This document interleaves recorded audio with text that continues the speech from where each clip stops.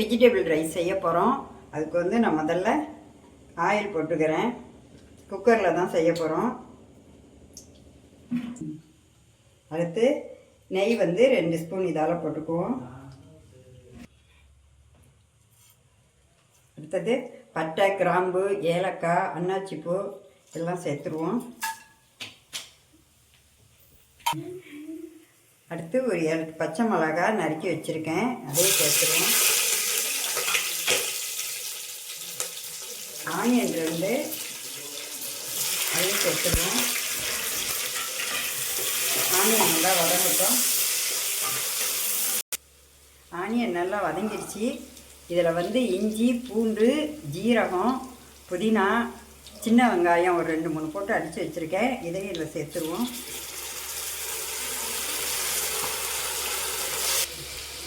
அடுத்து தக்காளி, ஒரு சின்ன தக்காளியாக 3 தக்காளி நறுக்கி வச்சுருக்கேன். இதே இதில் சேர்த்துருவோம்.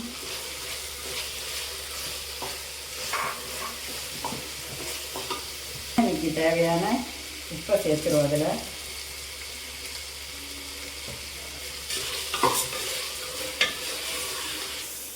தக்காளி நல்லா வதங்கிடுச்சு. அடுத்து புதினா ஆஞ்சி வச்சுருக்கேன், அதையும் போட்டுருவோம்.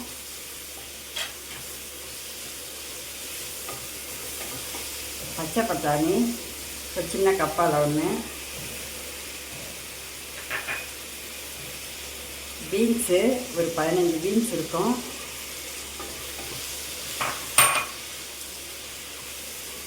கேரட் 1 பெருசாக நறுக்கி வச்சுருக்கேன்.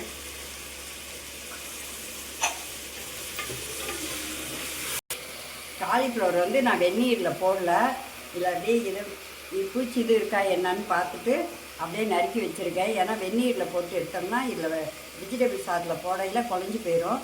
அதனால் நான் அப்படியே சுத்தம் பண்ணி கொடுத்தேன்.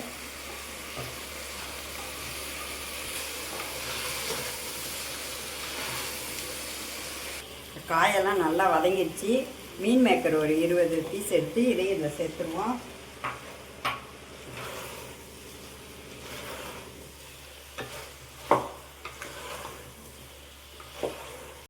நான் வந்து இந்த கிளாஸால் வந்து 2 கிளாஸ் ரைஸ் எடுத்திருக்கேன். அதில் வந்து அரிசி கழுவி முதல்ல வந்த தண்ணியை கீழே விட்டுட்டேன். அடுத்த தண்ணியை இதில் சேர்த்துக்குவோம். 1க்கு 2 4 டம்ளர் சேர்த்துக்குவோம்.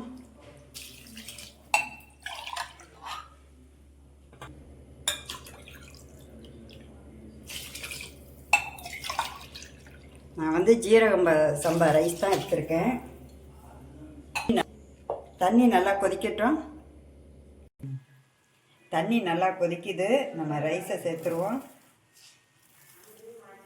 தண்ணி இல்லாமல் சேர்த்துக்கோங்க. நான் ஏற்கனவே நம்ம தண்ணி ஊற்றிட்டோம்.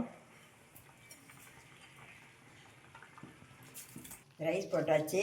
உப்பு எல்லாமே கரெக்டாக இருக்குது. ஒரு விசில் விட்டுருவோம்.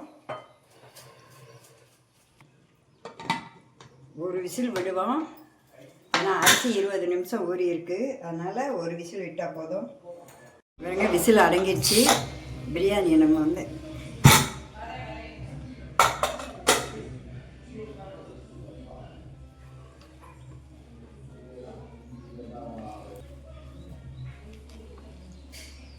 இங்கே பாருங்க, விசில் அடங்கி எடுத்துட்டோம்.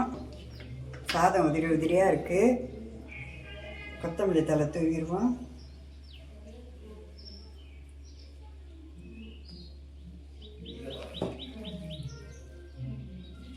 இது மாதிரி உங்கள் குழந்தைங்களுக்கும் செஞ்சு கொடுங்க. ரொம்ப டேஸ்ட்டாக இருக்கும். ஏன்னா ஜீரகம்லாம் நான் வந்து இல்லை போட்டு இஞ்சி பூண்டோட அடித்து போட்டிருக்கேன், சின்ன வெங்காயம் போட்டிருக்கேன்.